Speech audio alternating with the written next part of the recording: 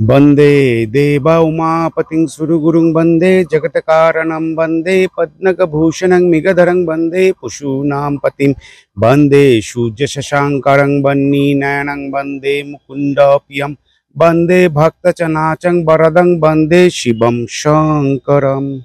হয় দুদিনীয়াকৈ মহাদেৱক পূজা আৰাধনাৰ বাবে প্ৰস্তুতি প্ৰায় সম্পূৰ্ণ কৰি তুলিছে তেজপুৰৰ ঐতিহ্যমণ্ডিত মহাভৈৰৱ মন্দিৰ পৰিচালনা সমিতিয়ে। মই বৰ্তমান তেজপুৰৰ মহাভৈৰৱ মন্দিৰত উপস্থিত আছোঁ আৰু দেখা পোৱা গৈছে পূৰ্বৰ বছৰসমূহৰ দৰে এই বিলিও বুধ আৰু বৃহস্পতি দুইটা দিনতে যিহেতু মহাদেৱক পূজা কৰা হ'ব আৰু ইতিমধ্যে মন্দিৰ প্ৰাংগণ সজাই পৰাই তোলা হৈছে, চাফ চিকুণ অব্যাহত ৰাখিছে আৰু প্ৰতি বছৰৰ দৰে জিলা প্ৰশাসনেও পূৰ্ণ প্ৰস্তুতি অব্যাহত ৰাখিছে। ইয়াত CCTVকে আদি কৰি যিসমূহ নিয়ম শৃংখলাজনিত পৰিস্থিতি বা নিৰাপত্তাজনিত পৰিস্থিতি সকলো ক্ষেত্ৰতে শোণিতপুৰ জিলা প্ৰশাসন তথা আৰক্ষী প্ৰশাসনে বিশেষ দৃষ্টি ৰাখিছে আৰু যিহেতু দুইটা দিনতে লক্ষাধিক ভক্তৰ সমাগম হয় সেয়ে ভক্তৰ সুবিধাৰ্থে মন্দিৰ পৰিচালনা সমিতিয়ে স্বেচ্ছাসেৱক নিয়োগ কৰাৰ লগতে সুন্দৰ ৰূপত যাতে মহাদেৱৰ এই দুইটা দিনত পূজা অৰ্চনা অনুষ্ঠিত হয় তাৰ বাবে মন্দিৰ পৰিচালনা সমিতিয়ে বিশেষভাৱে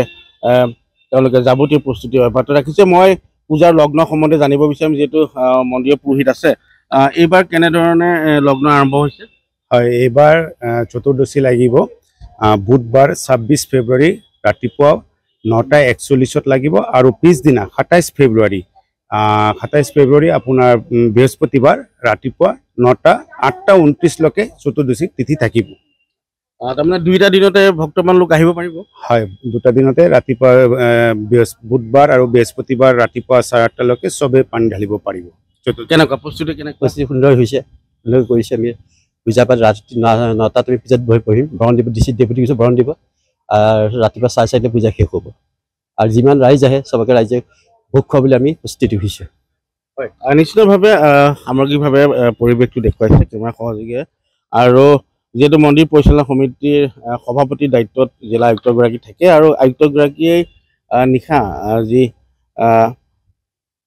শিৱৰ যি প্ৰহৰ অৰ্থাৎ পূজা অনুষ্ঠিত হয় নিশা তাত তেওঁ নিজে উপস্থিত থাকি অংশগ্ৰহণ কৰে আৰু আমি উল্লেখ কৰিম দৰ্শনাৰ্থীৰ বাবে মন্দিৰৰ দুৱাৰ বুধবাৰে 4 বজাৰ পৰা পুৱা 4 বজাৰ পৰা নিশা 8 বজালৈ খোলা থাকিব আৰু তাৰপিছত দুৱাৰ বন্ধ কৰি দিয়া হ'ব আৰু ভক্তবান লোকৰ বাবে পিছৰ দিনা অৰ্থাৎ বৃহস্পতিবাৰে পুৱা 4:30 পৰা ঠিক সেইদৰে নিশা 8 বজালৈ খোলা থাকিব আৰু যিহেতু কোভিডকালীন পৰিস্থিতিৰ পূৰ্বে এই মন্দিৰ প্ৰাংগণতে বিভিন্ন মেলা অনুষ্ঠিত হৈছিল, কিন্তু কোভিডকালীন পৰিস্থিতিৰ পৰা জিলা প্ৰশাসনে ইয়াত মন্দিৰ চৌহদত মেলা পতাত নিষেধাজ্ঞা আৰোপ কৰিছে।